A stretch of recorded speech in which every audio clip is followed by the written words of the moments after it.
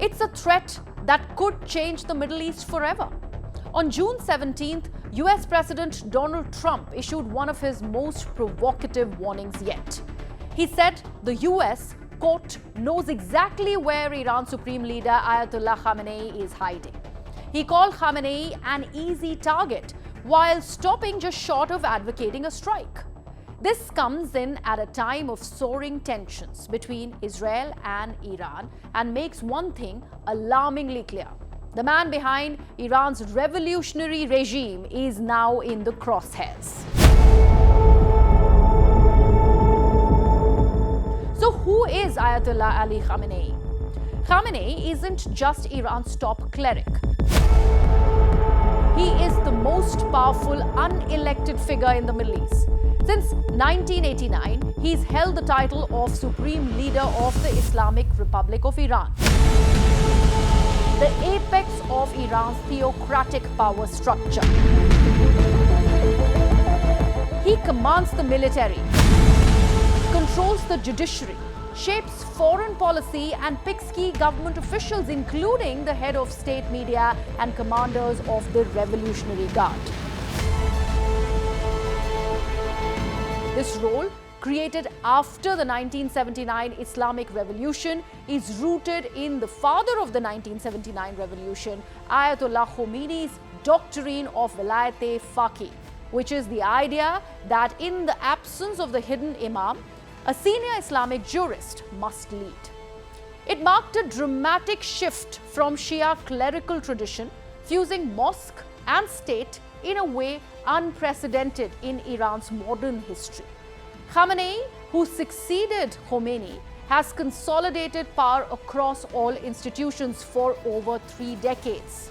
He outlasted presidents, outmaneuvered reformists, and has become the embodiment of Iran's revolutionary identity and its resistance to the West.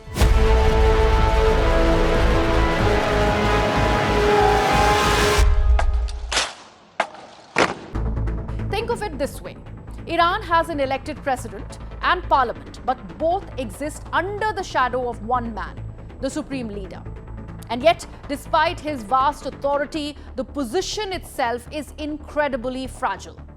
It depends on one person's legitimacy, a legitimacy drawn not from votes or law, but from religious scholarship, revolutionary credentials, and support from hardline clerical and military elites. So what happens if Khamenei is killed or dies? Here's where it gets dangerous. There's no clear succession plan. Iran's constitution says the Assembly of Experts, which is an 88-member clerical body, must appoint a new supreme leader. But that body is handpicked by Khamenei's own loyalists. And the candidates? Few are acceptable to both the clergy and the military. Khamenei's son, Mujtaba Khamenei, is being groomed quietly. But he has no religious stature, and promoting him would resemble a monarchy, the very system the revolution overthrew. Others like Ghulam Hossein Mohseni Ag, the head of Iran's judiciary, are seen as compromised or divisive. The Revolutionary Guards or the IRGC could push for one of their own, turning the Islamic Republic into a de facto military dictatorship.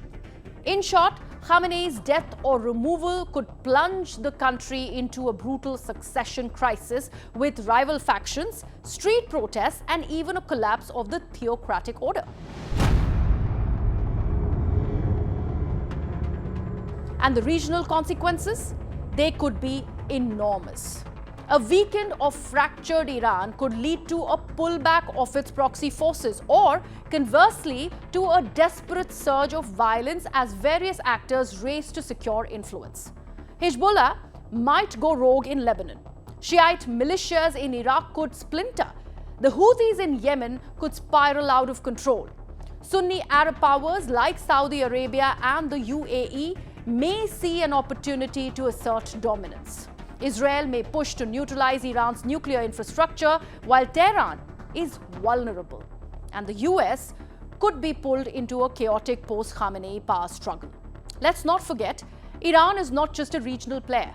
It is a country of over 85 million people. sitting on the world's fourth largest oil reserves with a powerful military and nuclear program just steps away from weapons-grade enrichment. A regime collapse or even prolonged instability could set off a chain reaction, affecting everything from oil prices to global security. And there's a deeper ideological question here. The doctrine of vilayat-e-faqih, which underpins the supreme leader's rule, has already lost credibility among many Iranians, especially the youth. Mass protests in recent years have chanted death to the dictator and no to the Islamic Republic. Without Khamenei, its longest-serving pillar, the entire religious political system could be up for redefinition. Could Iran evolve into a secular republic? Would the IRGC seize power? Would hardliners crack down harder? Or would the system implode? There are no clear answers, but Trump's threat has dragged these questions from the shadows into the global spotlight.